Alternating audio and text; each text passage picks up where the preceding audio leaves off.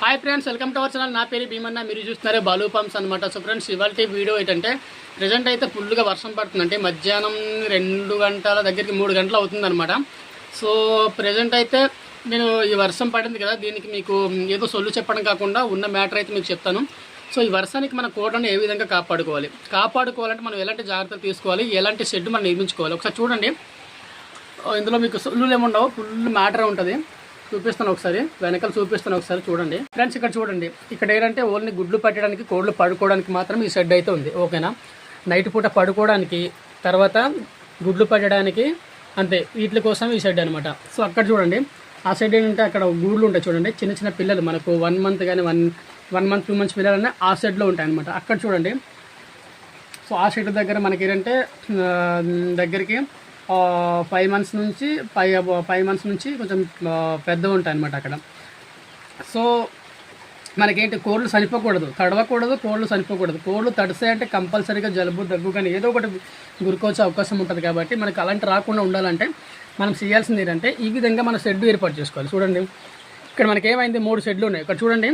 So ఇక్కడ already పిల్ల తల్లి అయితే ఒకటి బయటకు వస్తుంది. దానికి కారణం ఏంటంటే అక్కడ ఈ పెట్ట ఒకటి ఉంది.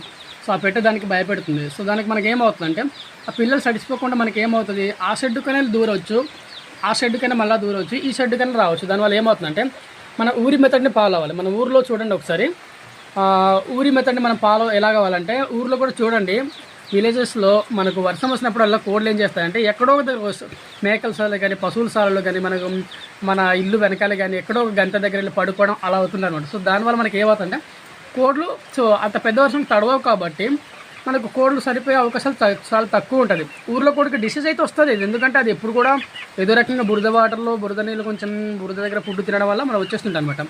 సో అది ఈ విధంగా మనం కోళ్ళని ఈ విధంగా మనం గదులు ఏర్పాటు చేసుకుంటే ఈజీగా మనం వర్షాకాలం కానీ చలికాలం కానీ ఎండాకాలం కానీ మనం ఈజీగా మన కోళ్ళని ఏర్పాటు చేసుకోవచ్చు. ₹1 మనం జేబులో వేసుకోవచ్చు అనమాట. మనం ₹1 మన జేబులో వేసుకోవాలంటే మనం ఆ విధంగా ఏర్పాటు చేసుకోవాలి. ఎవరైనా కానీ ఫస్ట్ ప్రొటెక్షన్ చేసుకోండి.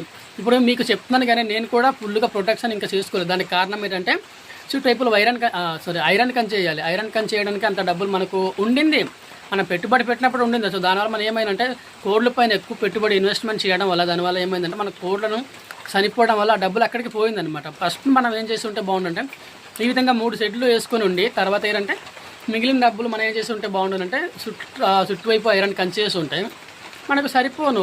మనం అలా చేయాలి, దానివల్ల మనం బాగా లాస్ అయ్యామన్నమాట. సో అది ఫ్రెండ్స్, మీ కోళ్ళు తడవకుండా మంచిగా ఉండాలంటే నేను చెప్పినట్టుగా తడవకుండా మంచిగా అన్ని కోళ్ళు బతకాలనుకుంటే మాత్రం ఆ విధంగా ఏర్పాటు చేయండి, ఓకేనా.